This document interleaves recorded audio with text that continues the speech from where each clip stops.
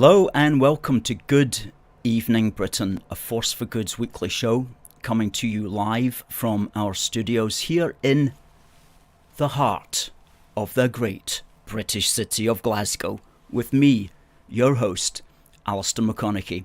We are broadcasting on all our digital platforms throughout the United Kingdom and across the world.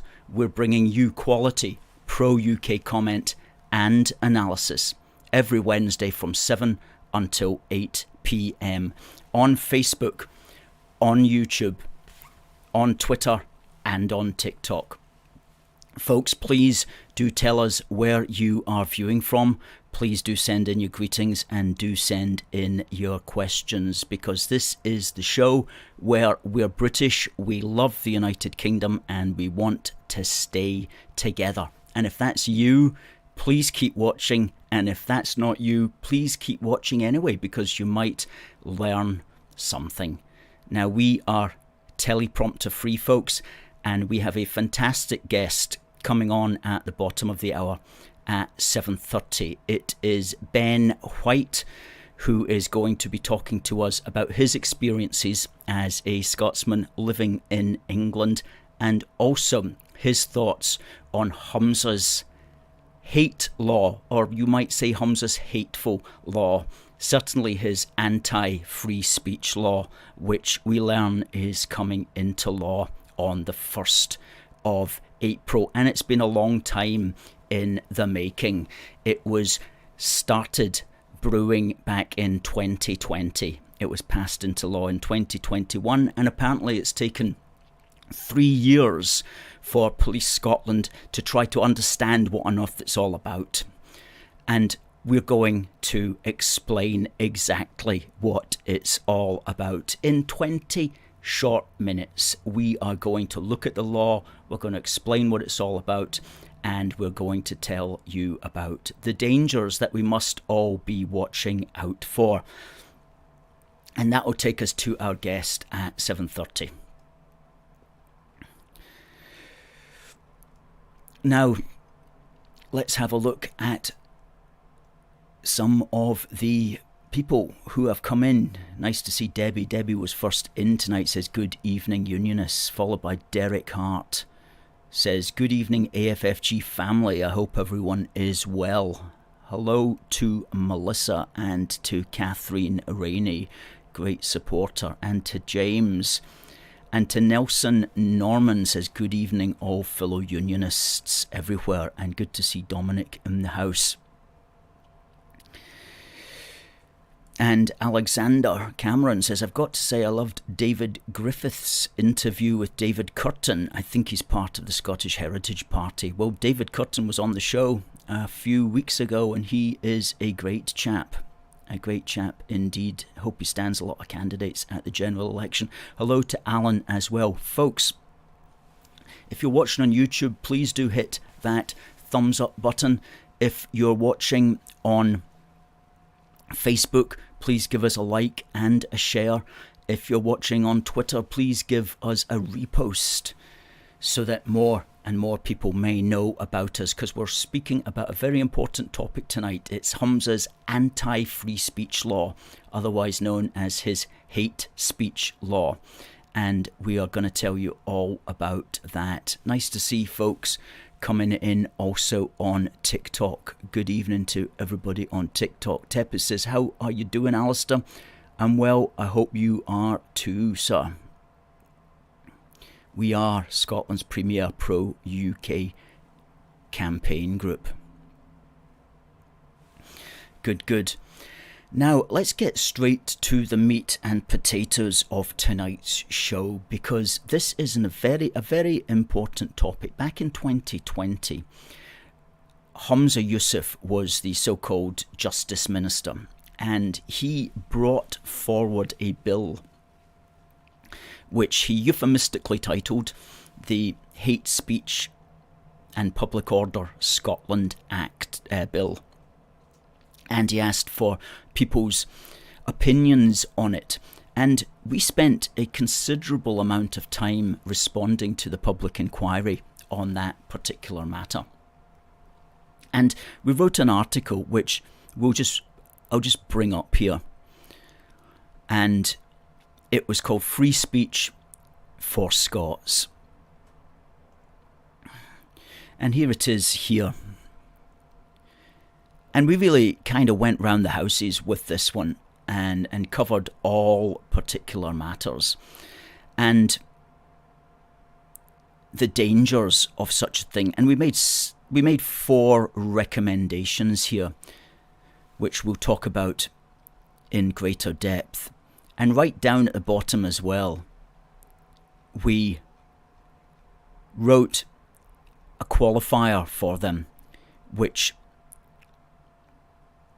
was that if they were going to bring this in, they needed a strong freedom of expression clause in order to ensure that people were not going to get caught who had no intention of doing any harm. And we wrote it for them in 6 paragraphs, and we based the freedom of expression clause upon a freedom of expression clause which exists in the Public Order Act 1986, section 29J and section 29JA. And we also based it upon US law and also on the Code of Canada, section 3193. Defences for freedom of speech. And that's a really important defence that we recommended they include in their law. Needless to say, they didn't include any of that, and we'll be talking about that in a moment. Now somebody might say, well, Alistair, who are you to be making freedom of expression clauses and expecting the Holyrood executive to take note of you? Well, I'm an interested party, and I've also got a degree in Scots law, which I achieved as a mature student. So in that sense, I know how to write laws like that. Now, let's look, however, what then happened was 2021 rolled along. Now remember, this is during COVID, and one of the last acts of the Scottish Parliament was to pass this law. And they passed the law on the 11th of March 2021. And that was during a period of lockdown. And there was only 2 protesters outside Holyrood that day. Myself and a colleague from A Force for Good. We were the only 2 protesting. And we did a video on that day, and we also put up 1 or 2 posters which the police told us to take down, which were basically saying, Humza says you've had a bit too much to drink, to think. Humza says you've had a bit too much to think. Anyway, there it sat and did nothing for 3 years until we discover this week that it's now going to be brought into law on the 1st of April 2024. So suddenly it's got real. Okay, stuff has got real, and this is now happening in a real way. So we need to know what it's all about. And that's why A Force for Good is here to explain to you. Now, the title of the bill is the Hate Crime and Public Order Scotland Act 2021. Now, the first thing that we need to know is, what is a hate crime?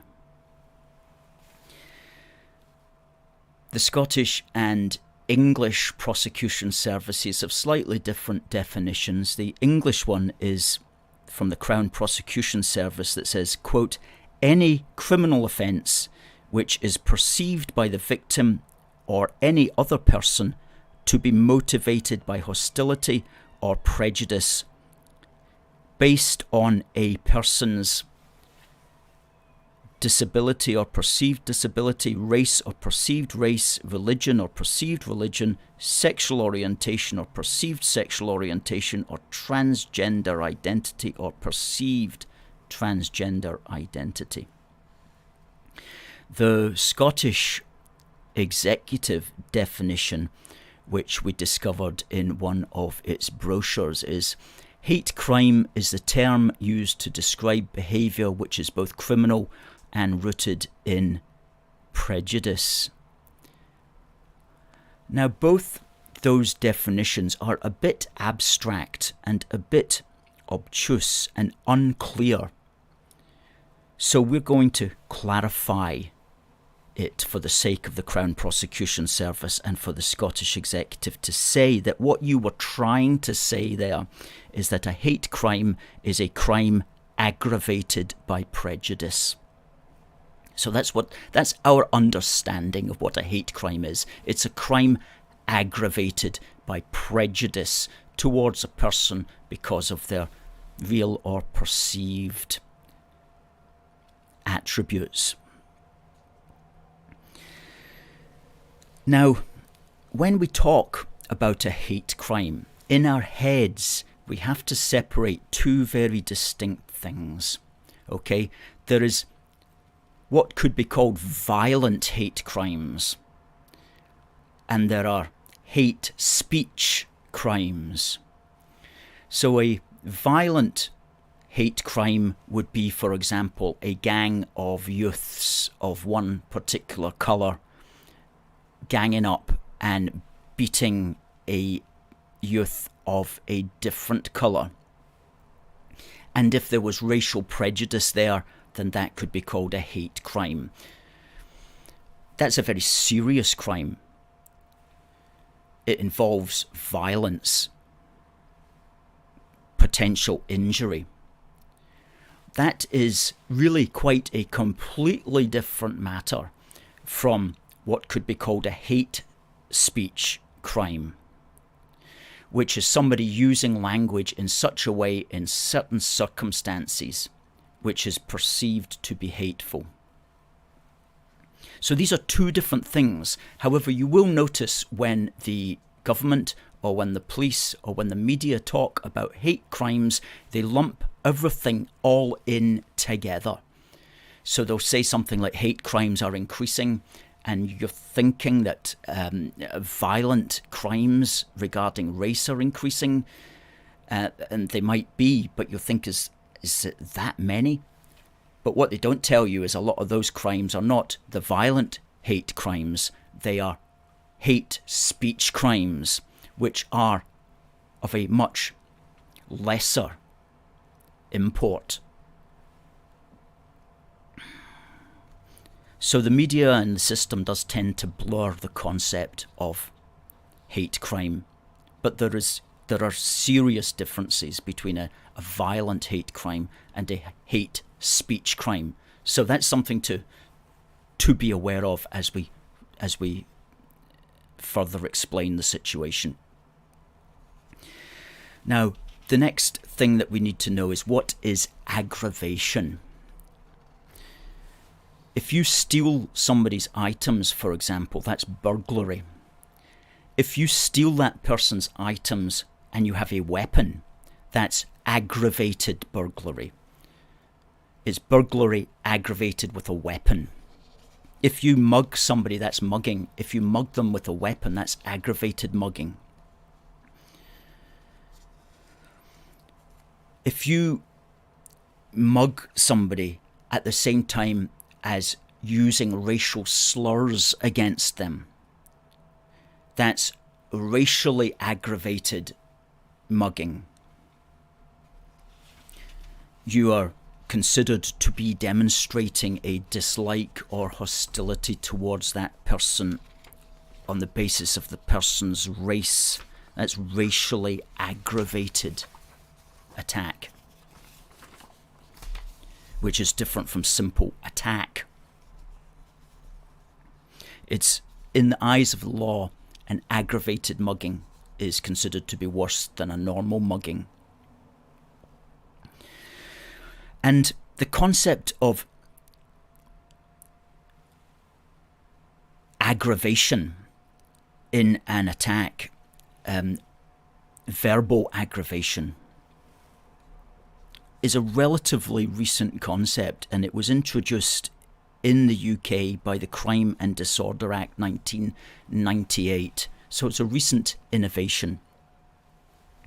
And it was a racially aggravated attack was introduced, as I say, in 1998, relatively recent innovation. And when it happened, there was considerable debate about whether or not this was the correct thing to do, whether or not this was a moral, philosophical, right thing to do. And some people said, no, mugging somebody is bad and it's evil, and it's just as evil regardless of what you happen to call them when you did it. Anyway, that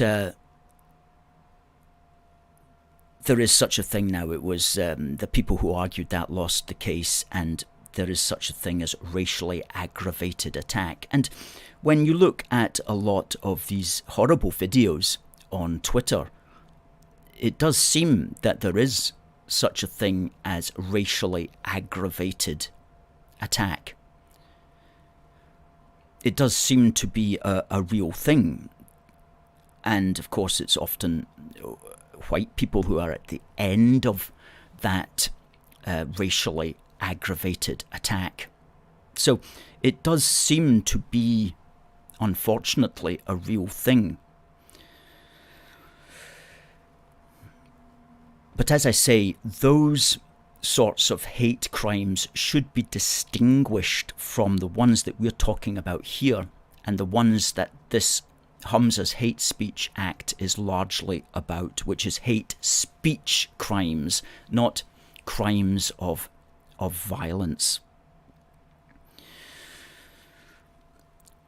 And there is a big difference. The hate speech concept came after the racially aggravated violent crime, hate crime concept. Once that came into law, once they said that race can be an aggravating factor in a violent attack, once that came in, they then brought it into the concept of speech. They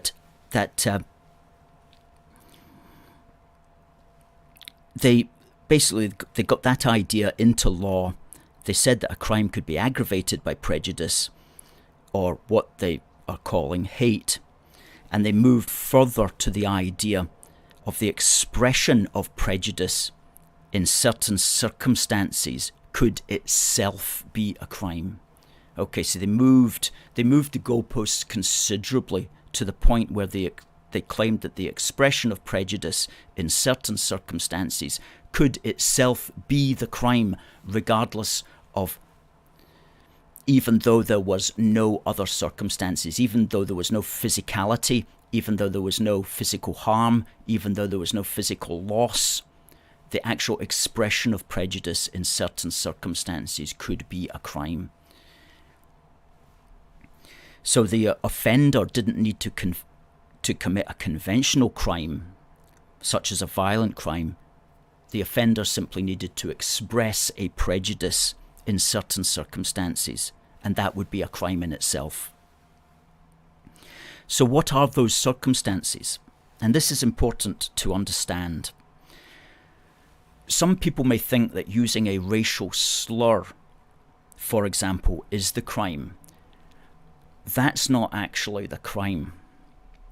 The crime is only committed when those words, when that racial slur is intended to or likely to stir up hatred. It's when the slur, or whatever the words, the prejudicial words used, are connected directly with the intention or the likelihood of stirring up hatred. When you have those two things together, then you have the crime.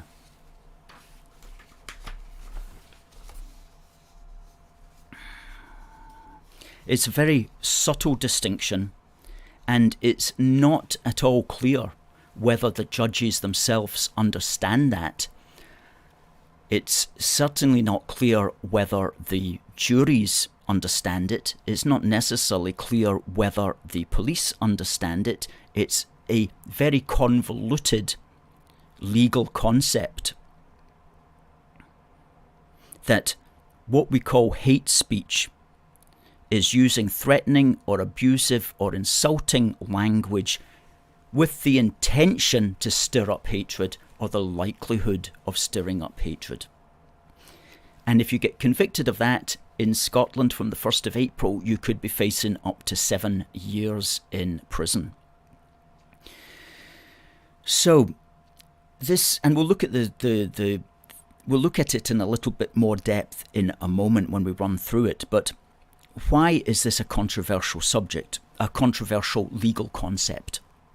Why is the concept of hate speech a controversial legal concept? Well, legally, it's a crime that's difficult to pin down in court. One, it requires us to consider what is and what is not prejudicial language. It requires us to consider what is threatening or abusive or insulting language. And that's very often a matter of opinion. It then requires us to prove whether that person intended to stir up hatred, which then requires us to consider, well, what does stirring up mean in practice? And indeed, something that's not properly defined is what even is hatred in law. And then if we decide that he didn't deliberately intend to stir up hatred, he can still be caught on the hook of, was it likely to stir up hatred? In other words, he can be caught on something that he had absolutely no intention of doing. And that conflicts with all British law to date, by which I mean all English law and all Scots law. In Scots law, we have a tradition called mens rea, M-E-N-S, second word R-E-A. It's Latin for guilty mind. And if you commit a crime, you must be shown to have the mens rea. You must be shown to have the guilty mind. So what this is doing by saying that we're going to convict you, even if you had no intention of doing it, that's a complete contradiction of that age-old Scottish law of mens rea, that age-old Scottish concept that to commit a crime, you have to have the guilty mind. So this is allowing people to be convicted without having had the guilty mind. It's allowing them to be convicted just because it may have been likely to have stirred up a hatred, which they never intended to do.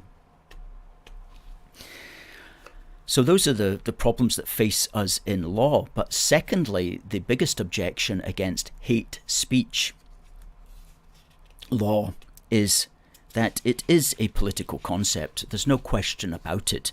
It's a legal concept intended for the political purpose of control, silence, and suppression of legitimate political debate. Because the fear of being accused of such a quote-unquote crime can stop people saying what needs to be said in order that they're able to do what needs to be done. There's a lot of things that need to be done, for example, with immigration, a lot of things that need to be stopped.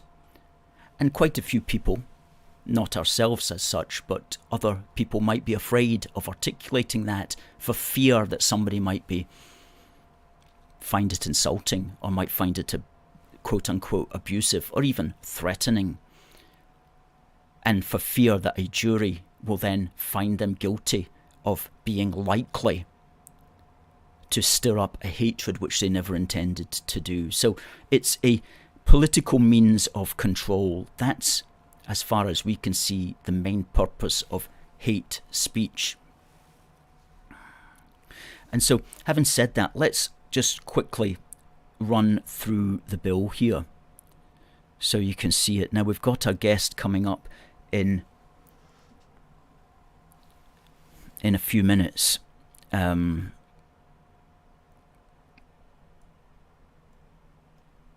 Let me just get rid of this, and we'll bring up the screen.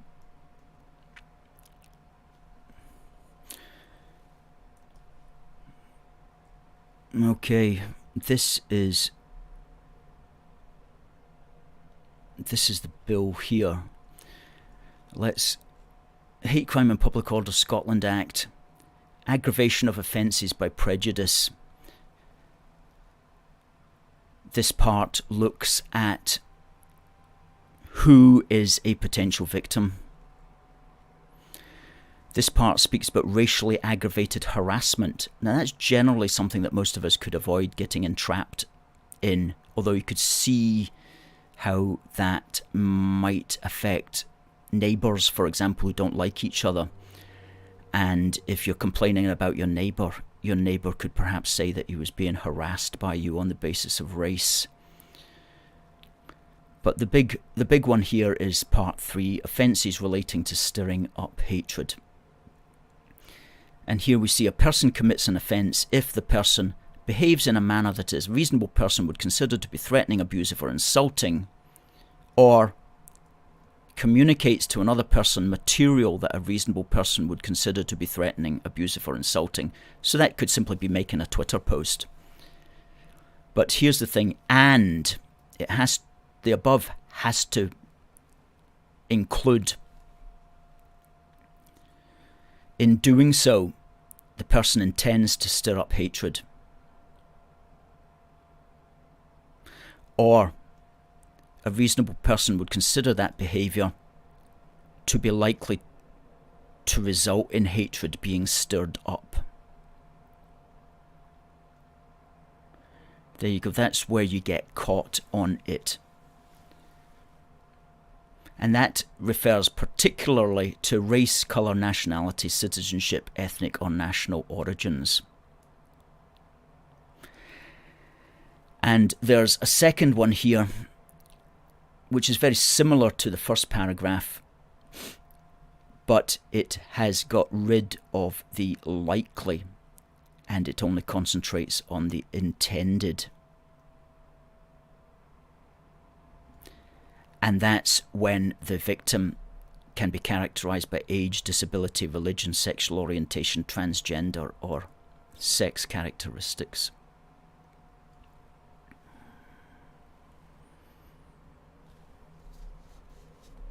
So, you know, if we go to here, and we'll bring our guest on in just in a couple of minutes, but if you go to this one, a person commits an offence if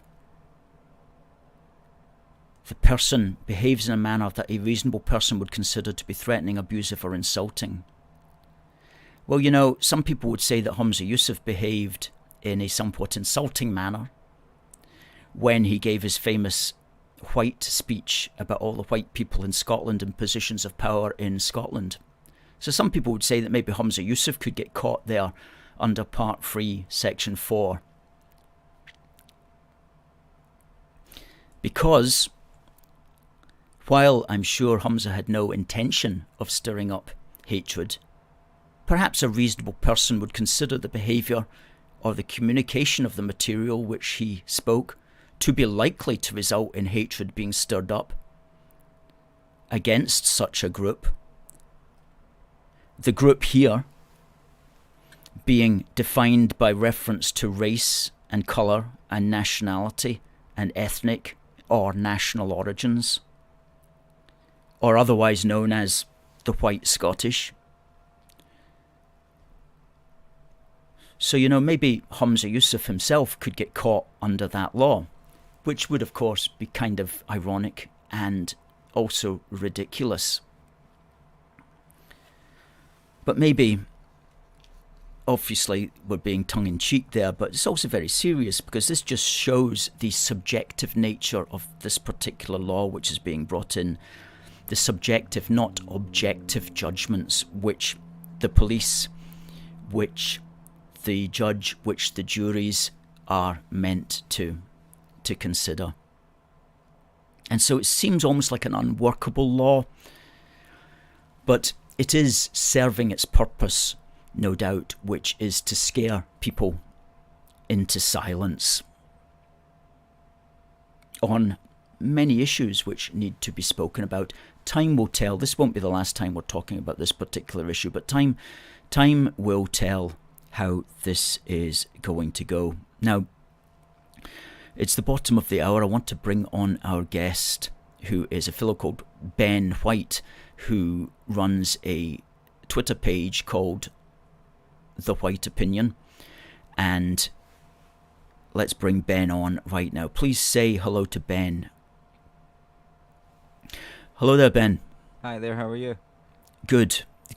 Thanks very much for joining us tonight. Now, this is the first time you've been on the show, and we first found you on TikTok when we came across several of the videos that you were putting out, mainly speaking about what it was like to be a Scotsman living in England, and also your opinions on matters, the sorts of matters that we talk about here on this show, which is to say keeping the United Kingdom together, which Sure. You were all for, Brexit, restriction of immigration and things like that. So you definitely came on our radar at a very early stage, about 18 months ago. Would you just like, by way of introduction to the viewers who won't have heard of you before, just tell us how you came into the political topic of speaking about these things? Yeah, sure. I never intended on being any sort of voice. However, I've seen the state of Scotland over the last 15, 16 years, and it was the pandemic when we seen that these emergency powers not given back to the people, and the lockdown protests. I ended up going to those and made a couple of videos on TikTok, which went up pretty big, and ended up speaking about sturgeon after those, and then it became something from there. It was an absolute accident, and that account actually no longer exists either. It was censored. Okay. Any reason why TikTok would censor your accounts? For being pretty much outspoken, things that might that hate crime act certainly would get me in trouble for, and I think that's what it was. The last thing that I posted was to do with the Gaza conflict, and then my account suddenly was no longer there. So to be quite honest with you, I'm not really interested in like numbers or things like that. You know, it was a complete and utter accident there, and it's done me some good not being on that app anyway, because I felt like I was in the thick of unbelievable amounts of negativity, and it became not a very nice place, that's for sure. When you say under a lot of negativity, where was that coming from? Usually from Scottish nationalists.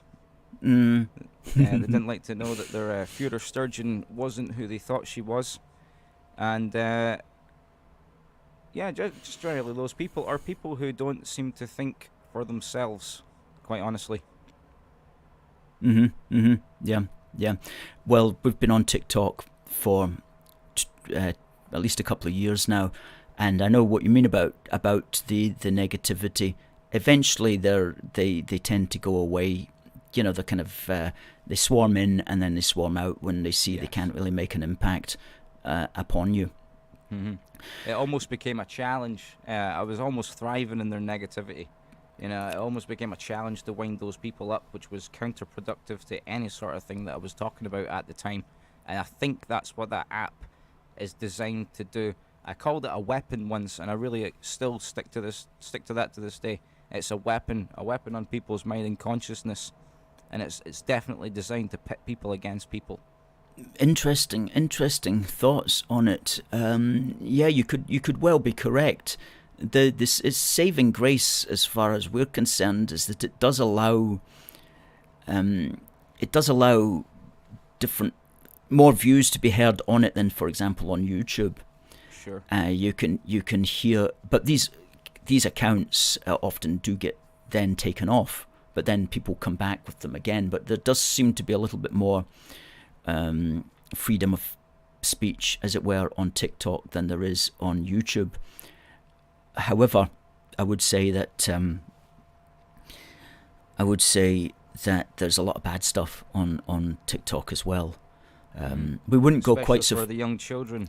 Oh yeah, the dancing and the degeneracy, and it's being beamed right into their eyeballs. Yes, and the more you watch a particular type of video, the more that gets shown to you as well. It's certainly one of the most aggressive algorithms out there on any of the social media platforms. It intentionally pushes exactly what you want, and if you want hate, it will give you hate. Yes. And I think a lot of people get lost in that, and I was becoming one of them. It was becoming absolutely counterproductive to any of my beliefs or who I am as a person. Falling for it just as much, yeah. Oh yeah, absolutely. It's you. One likes to think that one's able to protect oneself from that sort of stuff, but if you can sit back, you can see that you're just getting taken along with it as well. So yeah, it sounds like you've made the right decision. So, do you live in Scotland? I don't. I actually live in England. Right. I've lived there for just over a year now, and I can see myself living here for the rest of my days. For absolute certainty, I will be here for the rest of my days. Okay, crikey. Any particular reason why you'd be so determined about that? I have nothing in common with the Scottish people anymore. Right. And in 1 year of being in England, I have more in common with these people than I ever have with a Scottish person, to be quite honest with you. Well, I mean, what's the main kind of difference then that you're finding? Like, if you moved down a year ago, what was the main impact that you found about England rather than Scotland? I won't say what town I'm in, but I'll say that it's a historic town where the bricks are held together by pride, not mortar. That's what I'll say. The people are very proud. People, flags, Union flags, all over the place. Not a pride flag to be seen. Proud people, and it's a small town as well, so they're very community driven, and everyone knows each other, and it's like one of those movie set English towns that you see. It's exactly like that. It's almost a complete 180 from anything I've experienced in Scotland. Right. Yeah, that's interesting. That's interesting to know. The problem with the Scottish nationalist debate is it was something that was always under the surface, and Scots got along fine with each other so long as you didn't talk about that. And when I was growing up in the 70s and 80s, you were aware of that debate, but everybody's like, well, we're not going to go there because it's just going to create too much friction between people. And unfortunately, thanks to, well, whether it was inevitable or not, but certainly the Scottish Parliament gave that tendency a platform. And that brought about 2014, the referendum, which unfortunately caused a social division of sorts. And I don't want to overplay it, but it did definitely divide people to the point where some people started to look on each other as like, what side's that person on? Yes. You almost became an enemy to your people unless you agreed with the nationalists. You became an enemy to your country and an enemy to your countrymen for daring have a difference of opinion. Yes. Well, Derek, please don't move to England because we need you here to help us in Scotland. Which is actually one argument that I would say to people. Is like, if people say to me, "Oh, I'm thinking about moving," I was like, "Don't. Who's going to help a force for good?" I know the optics of fleeing a country. However, I felt like a refugee. I felt like I was being pushed out by these nationalists. Not that I'm saying that they had anything to do with me moving to England. That's obviously a joke. But you almost feel like anybody who is Scottish and feels like keeping this country together, come down here and see what you're missing. You'll be you'll be welcomed. You won't be treated like a second-class citizen in your own country. And the people actually care about each other. Yes.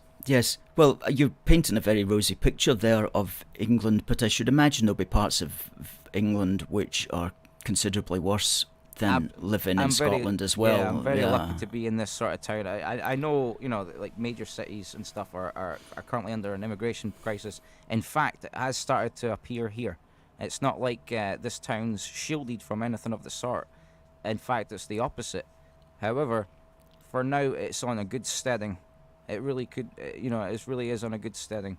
England's attitude towards Scotland, however, is absolutely positive, and that's one of the things that I've kind of surprised people with. Is I'm not an Anglophobe. Well, tell us about that then. England's attitude to Scotland, as you see it. There is actually a few families. They've moved down 10, 20 years ago as well. Not in this town specifically, but they do come to this town. They all said the same thing, that they would never go back to Scotland. The attitude of the Scottish people towards the England is, one of 1314. It's the one of the radicalisation programme they went through on the lead up to the Scottish independence campaign, with Braveheart being shown on their screens every single night. And it's the one that they seem to still believe is their reality. In England, however, all I hear about Scotland is how beautiful the place is and how lovely it is. I don't hear about politics. I don't hear about anything of the sort. I don't hear about independence all the time. Independence is like a bizarre concept to them because they're fighting the same enemy, the Tory party. That's what they're fighting. Scotland, you're either with them or you're a Tory. In England, it's exactly the same, but with the Labour Party. You're either voting for the Labour Party or you're a Tory. Yes, the Tories are the bogeyman for all the other parties, and everything is measured against the Tories as the ultimate, which is kind of ridiculous, really, because when you look at the policies now of Tory and Labour, I prefer the George Galloway phrase, the uni party. Yeah, absolutely. I was just about to say the same thing. Yes. Yeah. And so, I'm hopeful perhaps that the uni party might break, really, because I think it has to break. I don't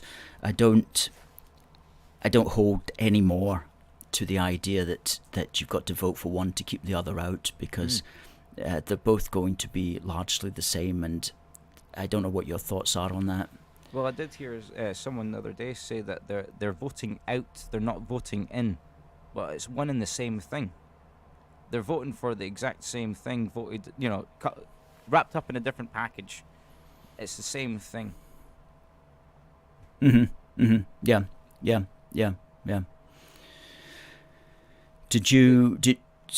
Sorry, go ahead. No, I was just going to say, did you hear what I was talking about there regarding Humza's hate speech law? Yes. Do you have any thoughts on that? Absolutely. Scotland is one of 2 countries in the world where you can be jailed for speech, apparently. The other one being North Korea. That's not a great comparison. And I've said it before in a few videos, but I love saying it. Scotland's known for the greatest freedom fighting force the world has ever seen, but they've been succumbed to words and hurt feelings, and that's a real shame. Yes, it is, and it's a lot to do with the devolved institution as well, and the fact that it allowed the people, such as the Greens, who are behind a lot of this, it allowed them positions of power. And because the Parliament itself wasn't really doing much else of particular importance, they were able to concentrate on all this kind of social engineering. They've had the luxury to basically sit under the power of the British state and just create all this devilment. You know, the devil will find work for idle hands to do, Absolutely. as the phrase says. And as long as you are enjoying the largesse of the great British taxpayer, then you can sit and fiddle about with all this micro-social engineering for the worst. And that's one of the reasons why we've got it in Scotland. Having said that, all of this nonsense as well comes also from the British government as well. I'm not saying it would be any better, and it's only marginally better at the moment. But it too will succumb to all of this nonsense. I believe that Scotland is England's experiment, not England as in the English people, but I do believe Scotland is used as a testing ground for many things, and that this will be yet another one of these things, because the idea of being speech being policed is absolutely foreign to English people. They had no idea that that's even a possibility. Yes, indeed. And what worries me as well is how easy it is to get trapped into something like this. You know, if you're a young person at school or... Yeah, exactly. School playgrounds for sure are certainly going to be... well, it's going to change anyway. It's definitely going to change now that they'll be armed with this power, where kids' education, their entire lives or futures will be destroyed by accidental speech, and that's not good. It's obviously not very good at all. A criminal conviction for something like hate speech, like you were saying earlier, where it could be conflated with violence, is unbelievable. And these kids are actually being taught that speech is violence in some instances. America's certainly getting that. I know here it's like that as well, where some places they're teaching that speech can be violence. Some of these organizations are saying that speech can be violence, and that's absolutely insanity. Yeah, and they make all sorts of convoluted arguments, mental gymnastics to end up in a terrible place where somebody's dead, Yes. Which is just not... Which, if that were the case, you couldn't go through life saying anything. Yes, lest you ended up doing that. So we do see them saying such things. And one thing from being on TikTok I realised was the amount of people who are afraid to speak out in Scotland. The amount of people, the messages I would get saying that I'm saying things that they've wanted to say, and that kind of stuff where they don't think they could speak out. But if you are people that are speaking out are now going to have to be in very extra careful, be extra territorial with what they're saying, essentially, because of, let's say, immigration, for example. Now we know it's all a hot topic right now, but what happens if someone gets offended by saying that the countries may be full? Is that going to be policeable? Because all of that seems unpoliceable and unreasonable. Yeah, well, if you was to say there's too many Syrians coming in on small boats, or too many people from Albania getting into the country, or something like that, that could be considered...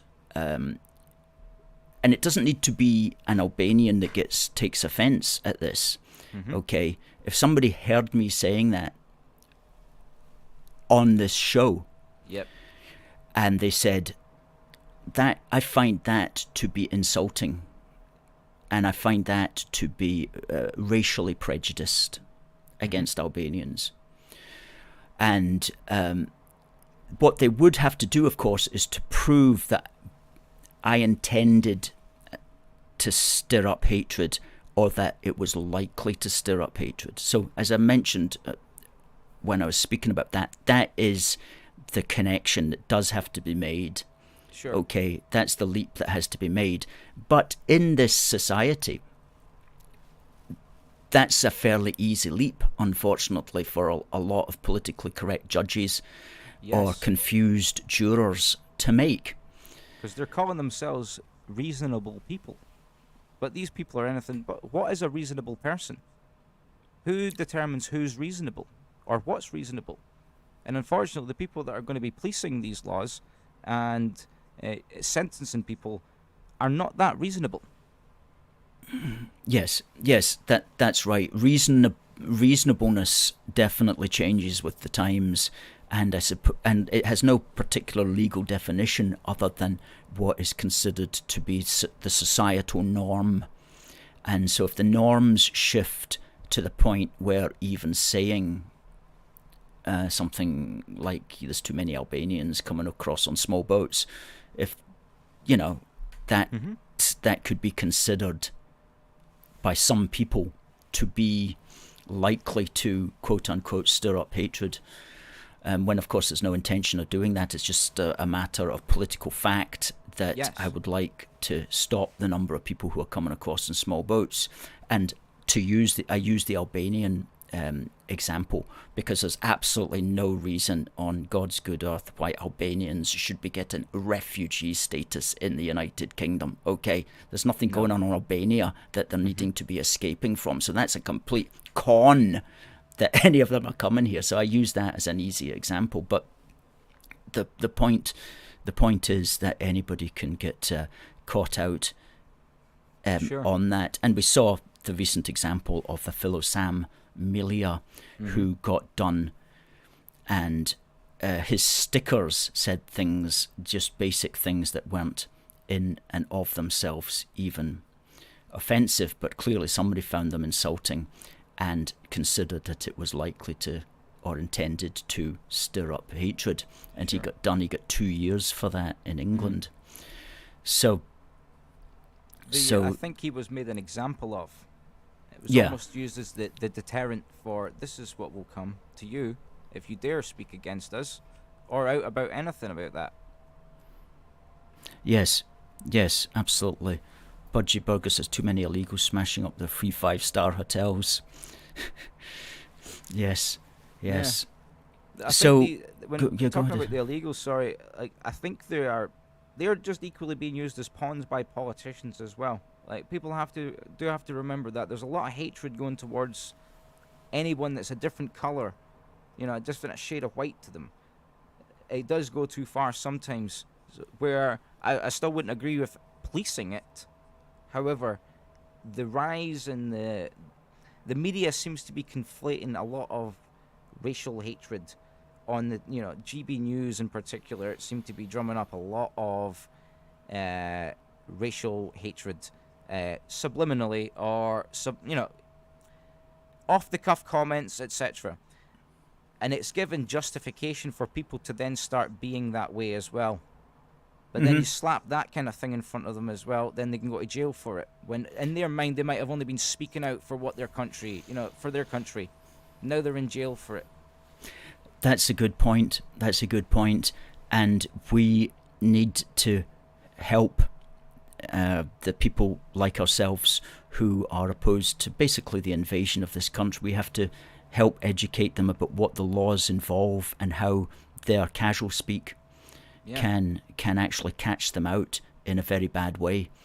And in England, English people use, just like Scots and English people, they're so similar. Like that's one of the main things about living in England. What I've noticed is they're so similar, and football chants and like you were mentioning, the idea that they could then be jailed for that is like it just genuinely does not make sense to them. It doesn't make sense to them, and I think that's what it is for a lot of people. Like policing speech, that's nonsense. Policing thought is actually what some of it reads like. Actually, Yes. thought policing. Yes. Yeah. Well, it is a form of thought police, thought policing. There's absolutely no question about it. Hate speech policing and the the big danger, of course, is that this gets conflated into as if it's a violent thing in and of itself.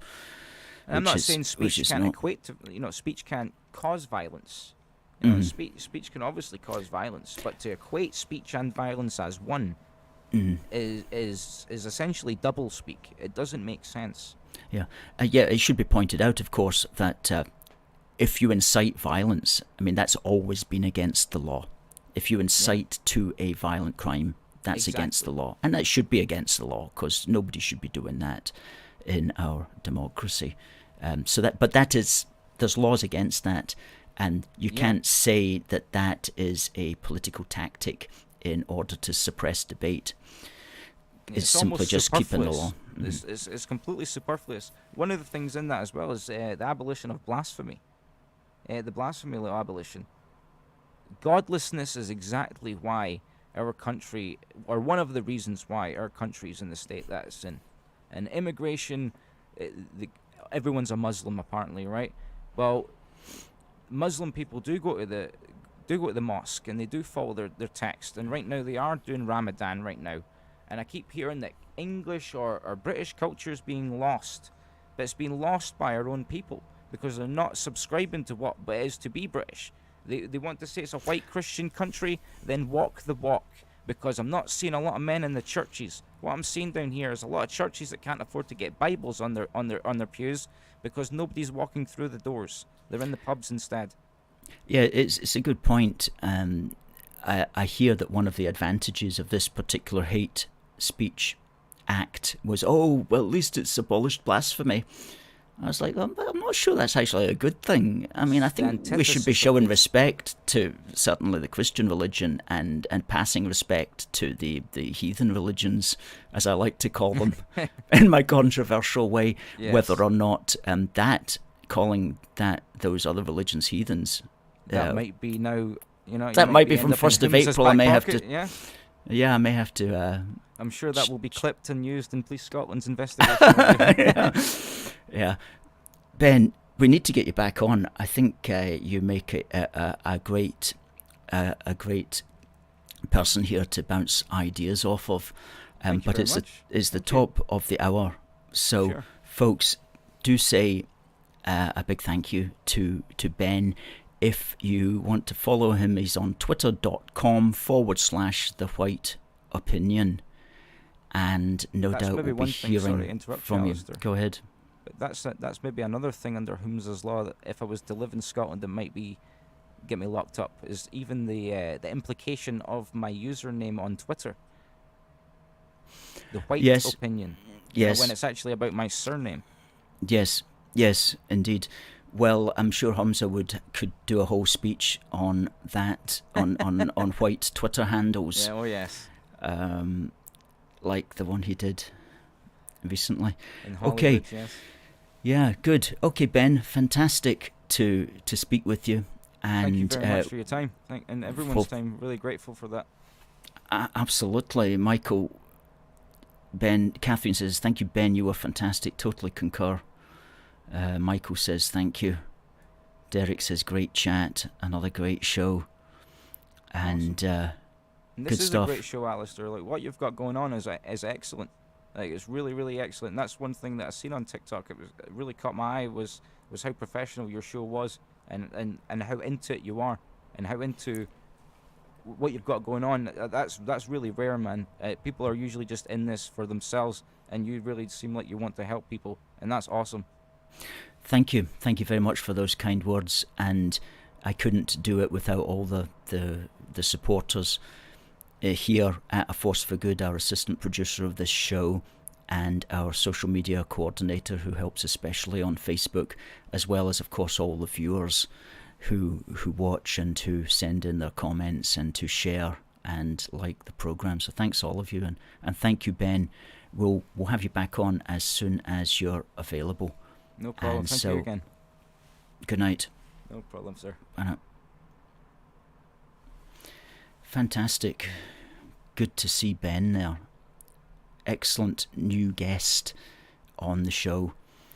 And I think we had a good show tonight. I really do. Folks, if you are a new viewer and you haven't yet got our book, One Big Country, it's volume 1 of a projected 5-volume series. It's only $9.99. It's available on Amazon. All you need to do is go to amazon.co.uk and search for One Big Country. There we go. Check it out. It's what keeps us on air, is our merchandise sales. Talking about merchandise, we have totally revamped our clothing store, and we've got a lot of good ideas for new products as well. And more about that though next week. But in the meantime, it's at teespring.com. If you go to teespring.com and search for A Force for Good, you'll see so far 107 items, which is considerably up from the 25 or so which were there last week. And it's only going to grow, folks. It's only going to grow. The banner's still up. Let's give it a... Let's milk that for One Big Country, folks.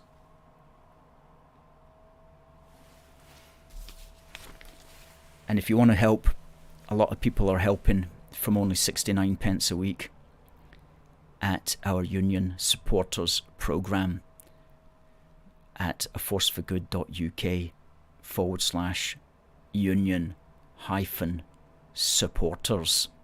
Go there, you can sign up for 69 pence a week, which works out at only £3 a month. And boy, that definitely keeps us going as well, because we've got a whole team here that we need to be keeping so that we can keep going.